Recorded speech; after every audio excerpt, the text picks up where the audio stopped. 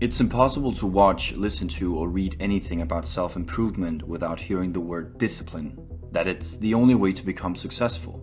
And yeah, I agree, but we have all tried that, and I don't think you're here because it worked. So let's walk before we run, shall we? Because there's an easier way, a way where you can get better results with less effort. And the secret lies within your natural inclinations. Natural inclinations are something we all possess. It's the things you constantly think about, the things that feel instinctive and effortless to you. They are your obsessions and your talents. So from now on, if you want to get better results in your life and career with less effort and procrastination, I want you to follow your talents and not your passion. Sounds harsh? I know, but let me explain. In school, you most likely had a subject that you were better at than any of the other subjects. Let's just say it was physics. Now imagine your teacher had walked into class one day and told everyone had to do a test. But not any kind of test, because in this test, you could choose any subject you wanted and be graded on that. And you would sit there smiling all over your face because you knew if you chose physics, you would ace it.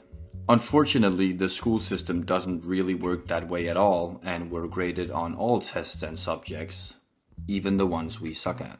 But in life, we get to choose the test. We get to choose which skills we're graded on.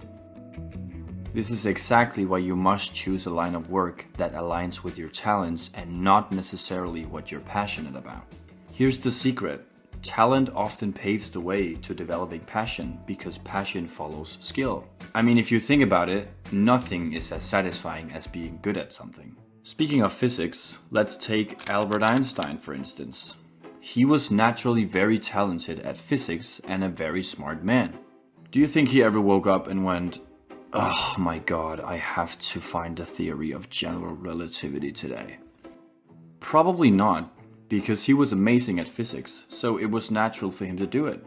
And therefore, he did it with much less required discipline than if you and I had to do it. Now I know you've been sitting with this question since I mentioned talent the very first time. What are my talents? How do I find my natural inclinations? The truth is, most people already know what they're good at and what they suck at. Just look back at your previous achievements. The tasks you found easy while others struggled, or the project where you outpaced everyone else. Think about what it is you can't stop thinking about. What do you obsess over? When was the last time you felt in the zone, and what were you doing? Just remember, this isn't about what you wish you were good at, but what you're actually good at. Don't get me wrong here, if we're talking about hobbies, by all means, let your passion lead you. But the world won't pay you for what you love. The world pays you for what you can do well. Once you start designing your life so that you are graded on your skills, you will have no trouble with discipline at all. I'll show you why. First, you do stuff that fits your talents. Then you get good results because, well, you're good at it. Then people will compliment your work because, again, you're good at it. When you get compliments, you will want to repeat that work. And something really amazing happens when you repeat a specific action many times. You become insanely good at it. And all of a sudden, you won't even care about the word discipline anymore, because you have found work that isn't work. You will now give energy to what gives you energy. But the paradox of this is that it takes discipline to find obsession. You gotta show up every day, try new things, fail a lot.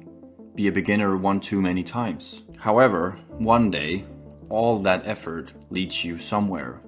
And that somewhere is the exact place you are meant to go. And then you won't need any help. You won't need a 12-point to-do list or half a year doing monk mode. The real mission begins, and the right mission never ends.